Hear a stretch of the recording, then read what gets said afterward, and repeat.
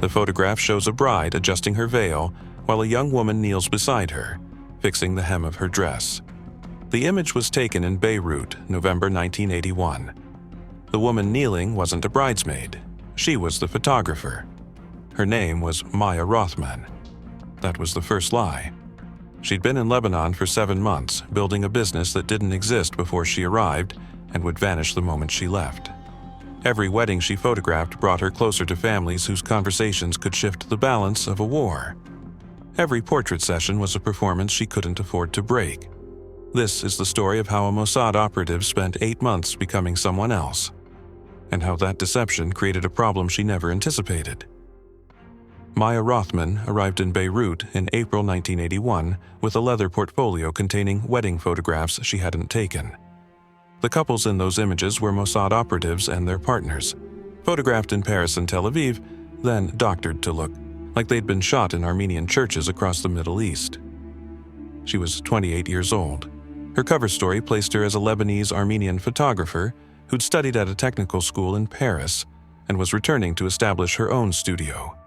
The legend had required 2 years of preparation fabricated enrollment records, a deceased father whose obituary appeared in an Armenian-language newspaper, family photographs featuring people she'd met twice during training. She rented a studio space on Hamra Street. The equipment was real. The business cards listed a phone number that rang in a room she'd never see anyone call from. She attended Sunday services at an Armenian church in Borj Hamoud, where she introduced herself as someone looking to reconnect with her community after years abroad. The danger wasn't in the lie itself. The danger was in how completely she had to live it. Wedding photographers aren't just hired, they're absorbed into family networks through referrals and reputation. Maya needed to become good enough that people would recommend her, trusted enough that families would allow her into private moments, invisible enough that no one would question her presence during conversations that weren't meant for outsiders. She booked her first real assignment in May, an engagement party for a family she'd met at church. She photographed it the way she'd been trained in Tel Aviv, technically competent, emotionally distant, the kind of work that satisfied clients without making them remember the person behind the camera. The family recommended her to their cousins, then to their neighbors. By June, she was photographing 2 weddings a month. The Khoury family entered her network through a baptism in July.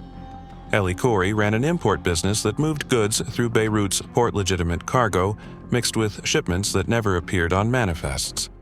His younger brother Samir worked in the Lebanese Ministry of Defense, a position that meant he knew who was arming which faction and where the weapons were moving. Their social circle included Syrian officers, Palestinian leadership figures, and Lebanese politicians whose loyalty shifted with whoever controlled their neighborhood that week.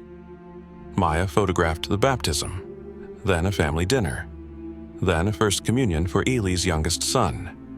Each assignment brought her deeper into their orbit, closer to conversations about shipments and meetings and names that appeared in intelligence briefings she'd memorized before leaving Tel Aviv. In August, Eli's daughter Nadia became engaged. The family hired Maya to document the entire process: engagement party, bridal preparations, dress fittings, the ceremony itself. This was the opening Mossad had engineered the entire operation to create. But during the first planning meeting, Nadia asked Maya to stay for coffee after they'd discussed the schedule. She wanted to know about Maya's life, whether she'd ever been married, whether living alone in Beirut felt dangerous during the fighting. Maya recited answers from the legend. Her mother had remarried and moved to Ammon. She had no siblings. She'd learned to be comfortable with solitude. Nadia looked at her with something Maya couldn't identify. Not quite sympathy, something closer to recognition. "You should come to family dinners," Nadia said. "You shouldn't be alone all the time." Maya explained that she preferred to keep professional boundaries with clients. "We're not clients," Nadia said. "We're family now. That's how it works here." Maya smiled and said that would be lovely. Then she left and sat in her car for 15 minutes, understanding that the operation had just shifted in a direction the mission planners hadn't anticipated. Professional distance allowed observation. Friendship demanded participation. And she had no protocol for what happened when the person you were deceiving decided you were someone worth knowing, Friendship wasn't part of the operational parameters. The mission required Maya to be present, reliable, and forgettable. Wedding photographers occupied a unique space in social gatherings, trusted enough to witness private moments, invisible enough to be ignored during sensitive conversations.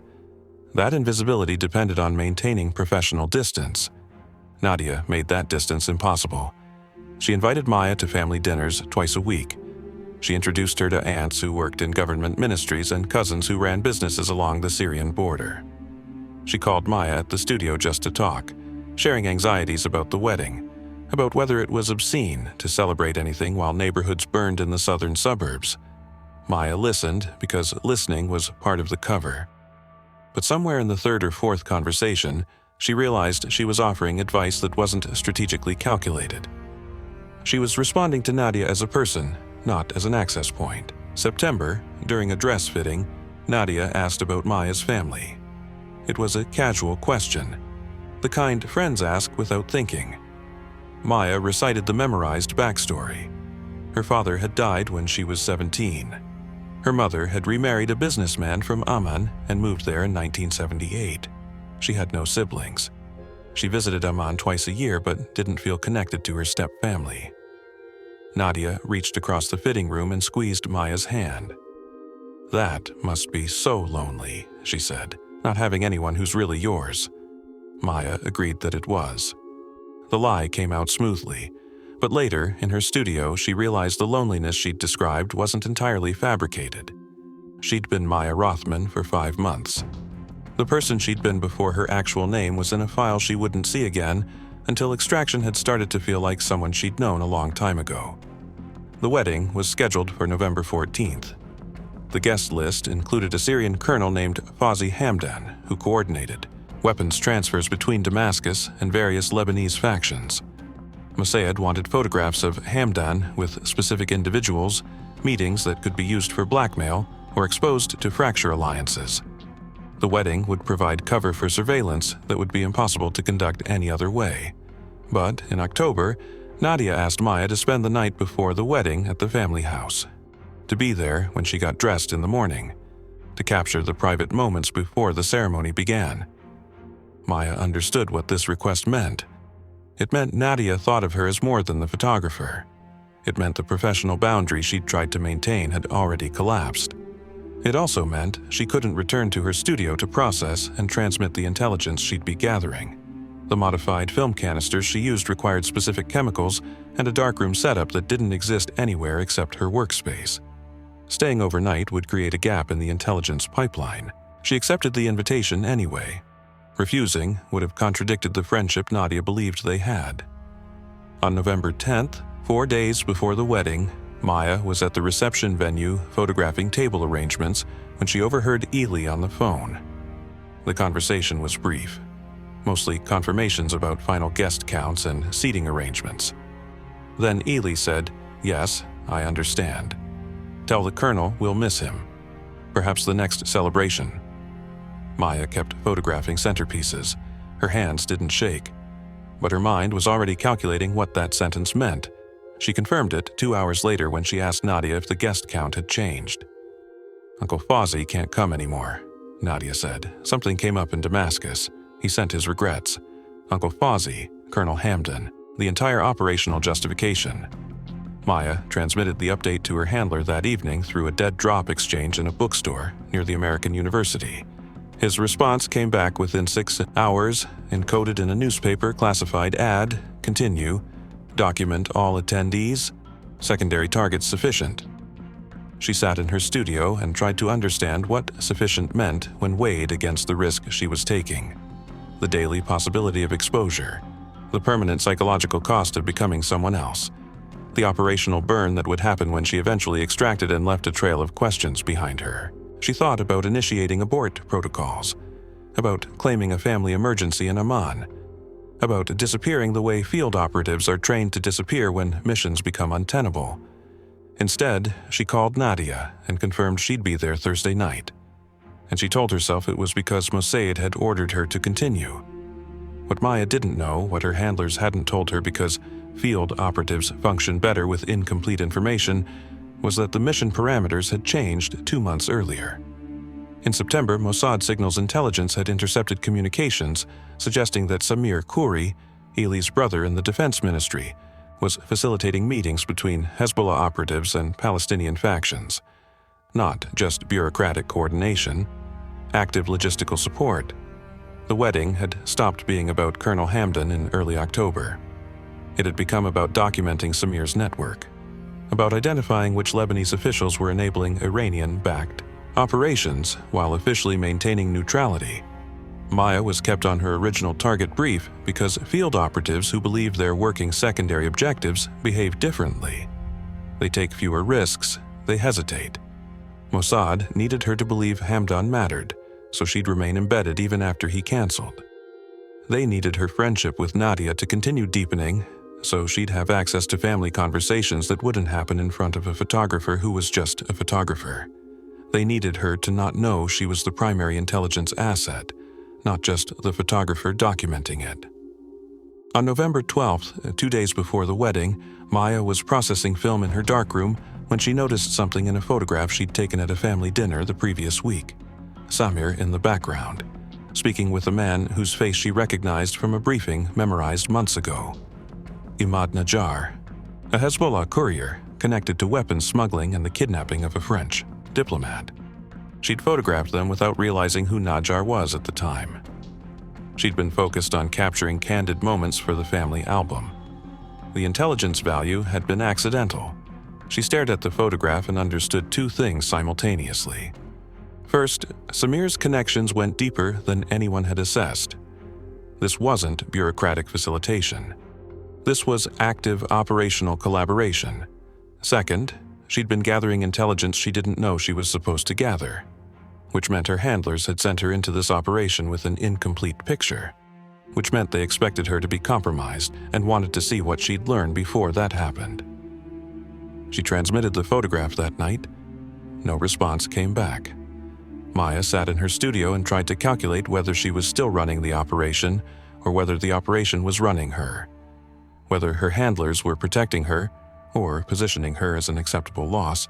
She had 48 hours until the wedding, until she'd be sleeping in the Khoury house with no extraction protocol and no way to explain why her friendship with Nadia had really developed, and she still didn't know if the people giving her orders believed she'd survive it. Maya arrived at the Khoury house on November 13th carrying 2 camera bags and an overnight case.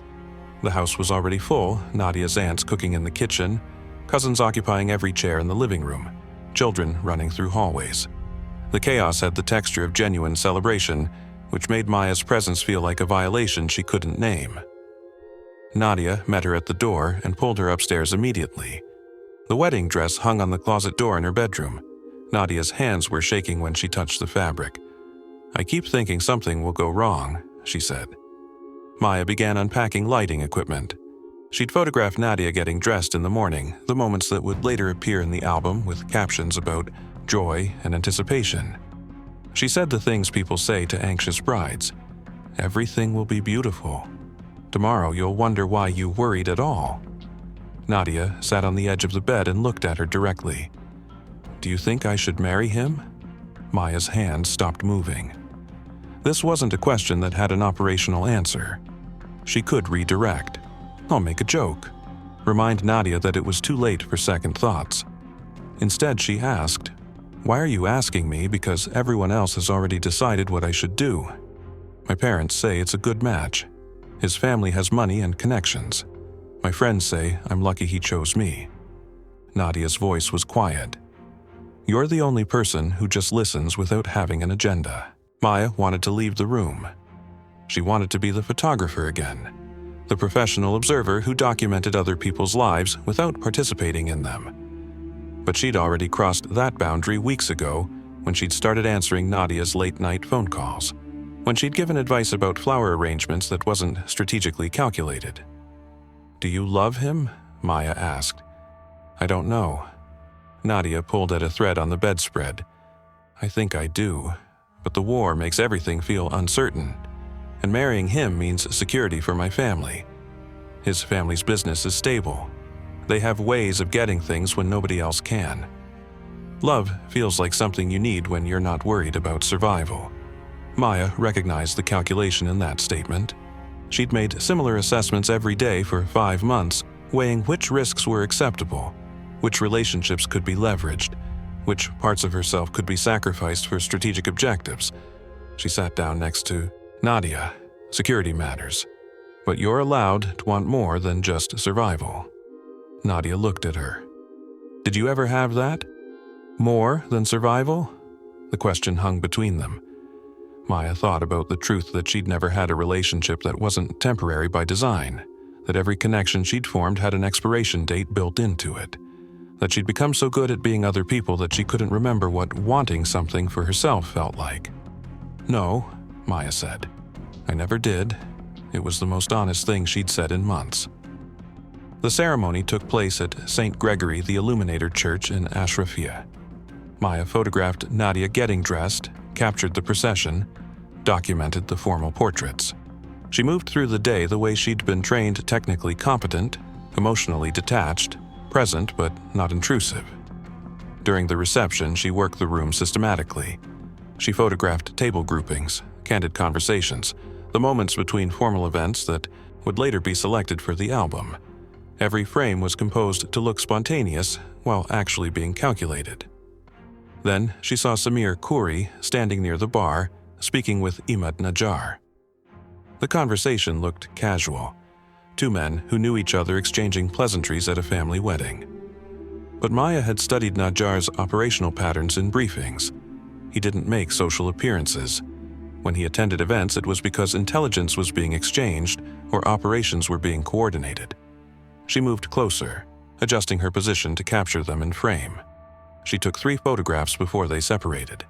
Natural candids that would look appropriate in a wedding album, but would be intelligence gold for Mossad analysts. Then Samir looked directly at her camera. His expression didn't change. He smiled the way people smile when they know they're being photographed.